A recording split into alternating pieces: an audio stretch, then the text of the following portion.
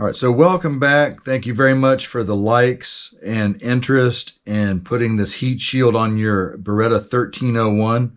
Here's how I did it and how we assembled this thing.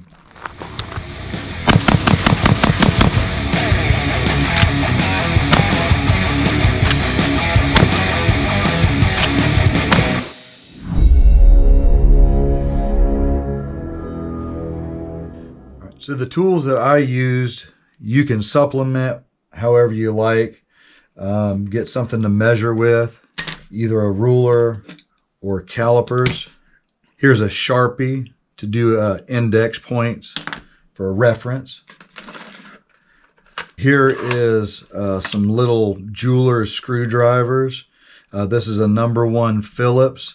This is going to be used for the little rings at the front of the heat shield to go ahead and tighten those in once you're ready for those. All right, here is a 2.5 millimeter hex key. This will be if you have the law enforcement version barrel clamp for your 1301. We'll loosen that up and then you can slide it right off the front. Also, you'll need some sort of cutting tool. I used a Dremel with just the cutting wheel. I had some sanding drums here to finish stuff up. And this is a really handy dandy thing right here. This is the tungsten carbide cutter, and this is number 9901. All right, so this is the heat shield that I found. I was lucky enough to just basically snap on in there with just trimming a few parts that interfere with the gas system of the shotgun. So this particular one is the Mossberg heat shield. Get it from Midway. I don't even know if it has a brand or not, but I'll put a link or a picture of that so that you can see the item number. So this heat shield, it's plastic. So even if you want to put some more, some grip texture on it, or even get in there and stipple the thing, depending on, so if it's too smooth for you, stipple it. And it doesn't add a whole bunch of weight like a steel one would. That way you don't have you're swinging around, transitioning a whole bunch of weight out front. It's nice and tidy back in the back end. Here's some front rings that go on there. It's just held on by 2 front rings. And these 2 wings here, this is the part that you'll have to trim so that it stays out of the way of the 2 like action bars up in the system. Go ahead and disassemble the shotgun. Get familiar with that. If you want to, go ahead and search up Senior Langdon Tactical and look at his video. It's pretty quick, pretty easy. And from there, once you get it down and comfortable with disassembling your firearm, this is what we're going to do. So first off, we're going to measure the space between your front sight post, and then you're going to get a measurement on your whatever barrel clamp that you're using, whether it's like the Nordic or the one that comes on the LE. But I'm going to get a measurement from the front sight post to where I want the heat guard to be. And the trick here is if you measure correctly, you can actually put this in so everything holds itself in once reassembled. So in inertia and recoil, this thing is not going to go slamming back and forth, or your barrel clamp is not going to go back and forth and reciprocate on here, making some nasty ugliness for you. So that's the trick here, is just measure that, and it'll hold everything in place once everything is done. So now that you've taken a measurement from the front sight post and taken into account the measurement of whichever type of barrel clamp you use, this is going to be the front of your heat shield.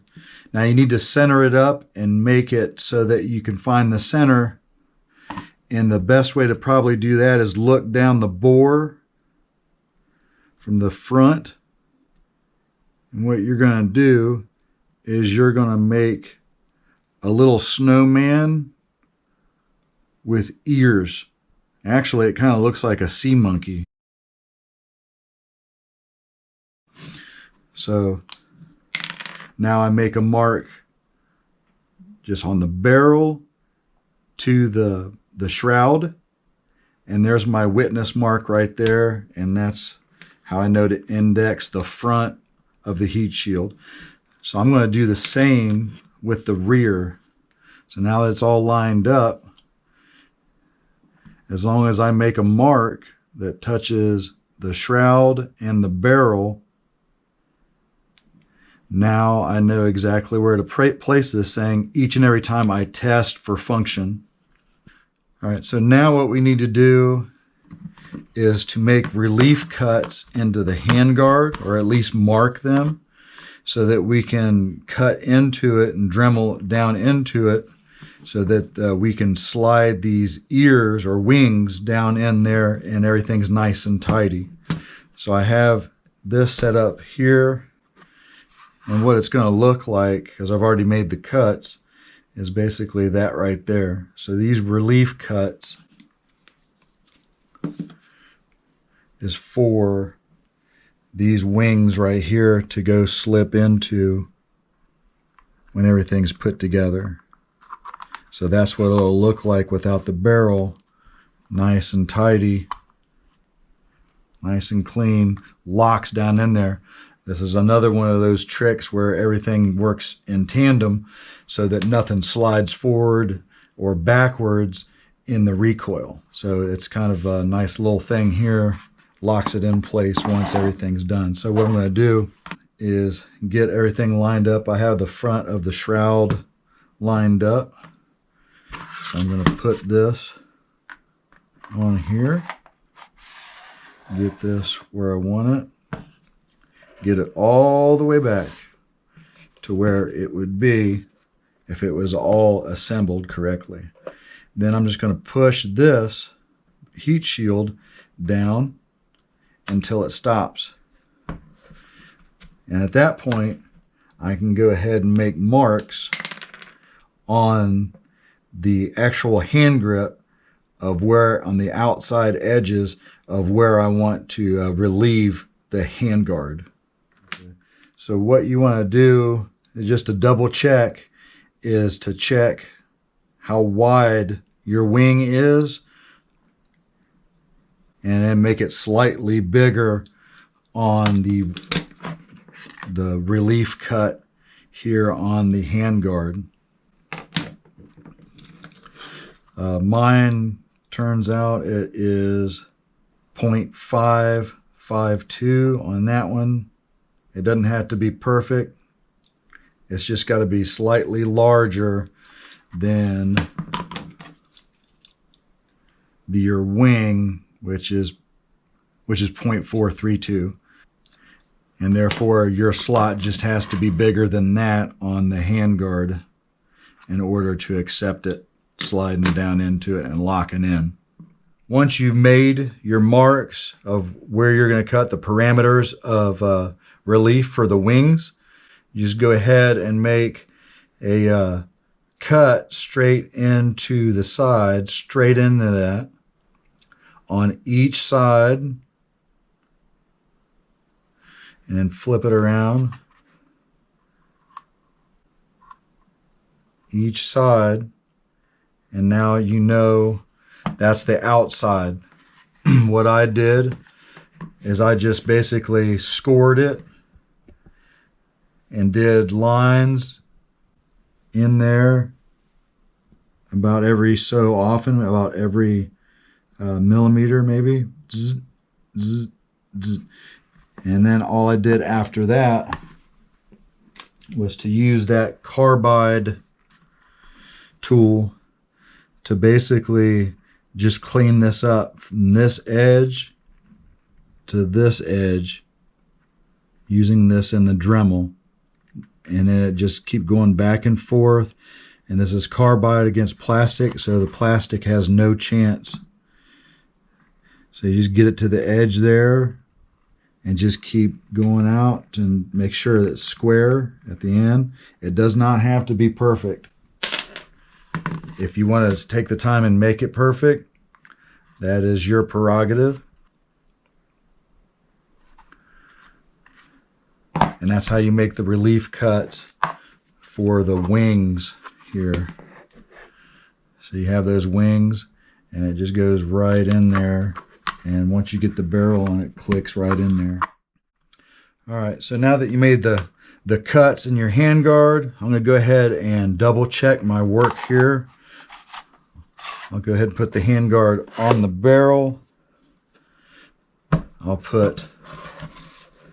I'll snap the front in there where it's going to go. And if I did it correctly, this should snap in. This should snap in and lock right in there. All right, so here's a little precursor to what we're getting ready to do next. So these long wings on your brand new heat shield, this is what you need to trim, because what's going to happen is when that's on there, these action bars here, it's going to interfere with that. So we need to trim those up, and here's the one I already did. So it's going to ride on there and not touch those action bars. So that's what we'll be doing, is trimming those off. So the wings on this new heat shield is 0.730 when you measure the whole new one. On mine, the one I did, I cut mine down to 0.475.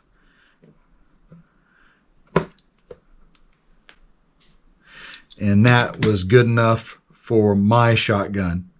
So what I suggest is you go down to 0.475, recheck. If everything's good, what you should see in here. So let me see if we can get this so that you guys can see it. What it looks like from inside. Take this flashlight here. All right, so you'll be able to see where the wings wrap around and are present while the handguard's on. So if I show you the one that I already trimmed, you can do a double check just like this.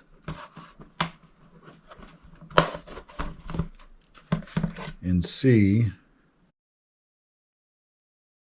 Of course, you'll have to function check while it's all together, but that'll give you a little bit of reference while you're trimming your wings.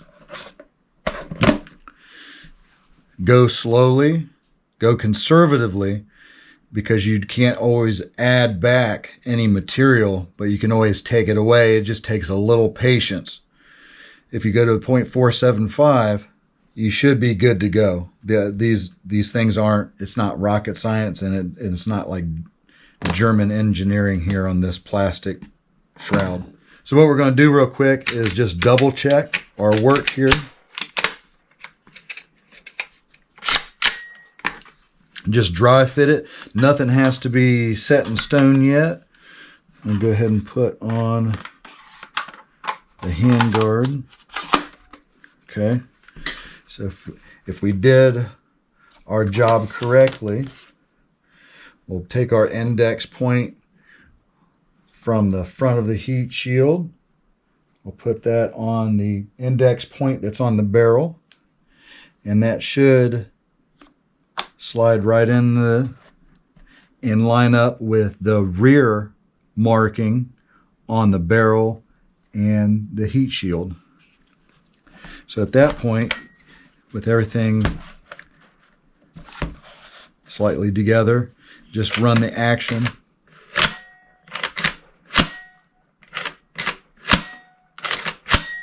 Okay, so I don't feel anything, and of course I already pre-did this, so it is operational. So that is a double check there. If you feel any grit or resistance, you'll have to trim the wings a little bit more. No big deal.